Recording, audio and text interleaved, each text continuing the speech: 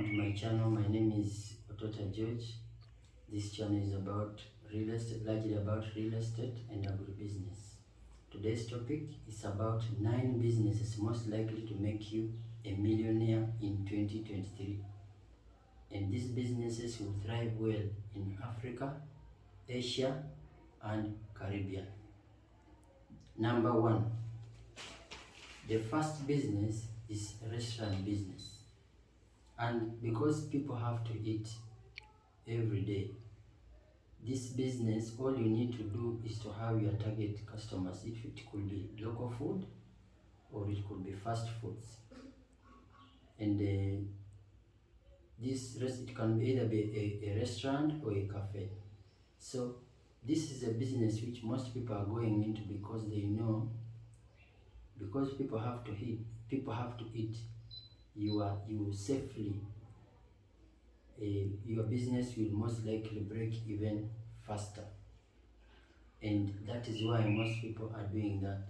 Now, as you are starting the business, what you could do is you do the business by buying from the market, buying the foodstuffs from the market or the ingredients. After some time, you can now graduate to buying from farmers if you don't have the capital to access the farmers. Then in the same vein, you can also be doing production where you produce and you bring to your restaurant or your hotel as a market, and you can as well sell to your competitors or sell to schools or colleges or other institutions. That is number 1. Now we are going to number 2.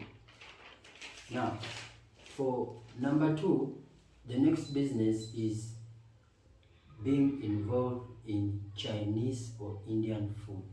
And I've made this as a different niche from the restaurant and cafe business, because if you look at the Ministry of External Affairs of India, it tells you that there are over 32 million Indians who live overseas. And for the Chinese, there are about 60 Chinese, people of Chinese origin who live outside China. And most of these people, because wherever they are, they're interested in Chinese food, which perhaps they are used to taking or their family members have been taking. And so whoever is involved in that business, first of all, after you've done the market research and you have your business plan, you need to see how you can even contact some suppliers who can be supplying you foodstuffs from China, or you have your own local suppliers here whom you can train, and then you can be getting the supplies locally here for those that cannot be found here. Now that is for number 2. Now number 3 is the hardware business. The hardware business, this is basically supplying construction materials for either for real estate. The reason why most people go into that safe business is because, first of all, you can get your returns as a revenue stream through maybe rental income. At the same time, it is very easy to maintain. Number 2, the third thing is you can use it as a collateral in the bank. Number 4, it has a very good resale value. You have your property, if you feel you are tired of it, or maybe you need to liquidate it to make some money, you can liquidate it because it has a resale value. The 4th business is a wholesale business. Now, wholesale business has been there for long, for quite some time. Now, what is making it unique for now is this. People buying from manufacturers or who are dealers, they have a bigger capital outlay. They buy from manufacturers, they come and sell to retailers. As they sell to retailers, they only mark up with a small margin so that they gain more through turnover. Now, what is making it more lucrative at the moment is because most people, for now, the buyers, the buyers are more comfortable when you tell them that, look, the price for this product is this, because at the source, these products are the margins are calculated in such a way that because of inflation, and because the prices and the oil prices are not stable, so there is a way they are marked up, in the sense that you get slightly higher margins than they used to get. Now, the fifth one is security company. Now, for security company, they are more lucrative now because of governments, because of COVID, then the way in Ukraine, governments are, people lost jobs. So because many people lost jobs, they're on the streets, they want to survive.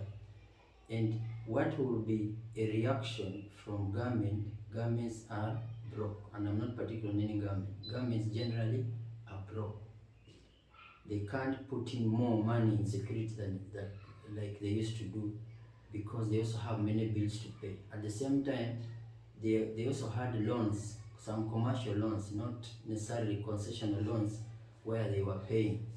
Now, because of those, and there are many people in the streets without jobs, there is that gap which has brought insecurity, where some governments are understaffed, perhaps ill-equipped, because sometimes ill-equipped because they haven't replenished what they lost, and then because of that, this question of insecurity, some business people are opting to go for security companies as a backup.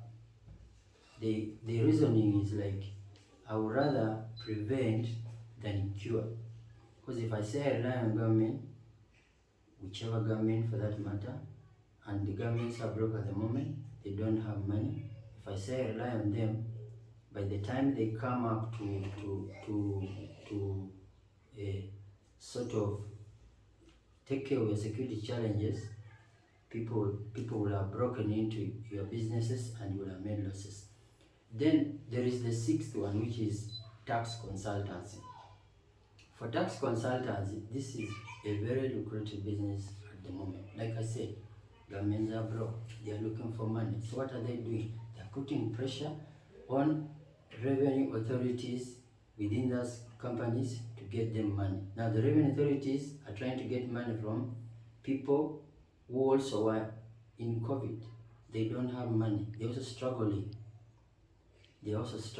Now, those people, some of them are resisting to give because they are struggling with loans, struggling with the families. Some of them struggling with their siblings.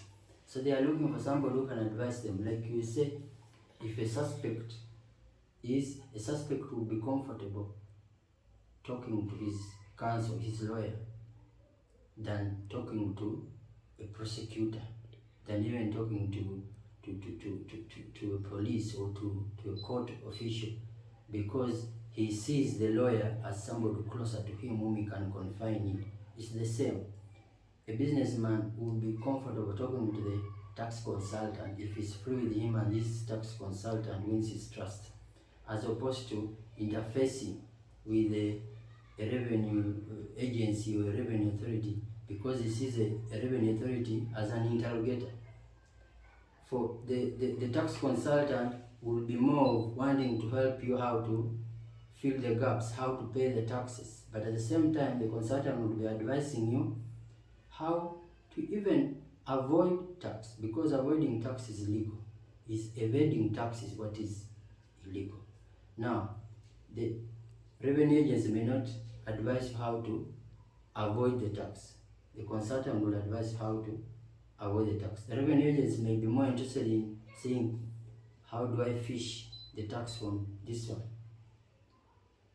And yet the consultant will be more interested in advising you.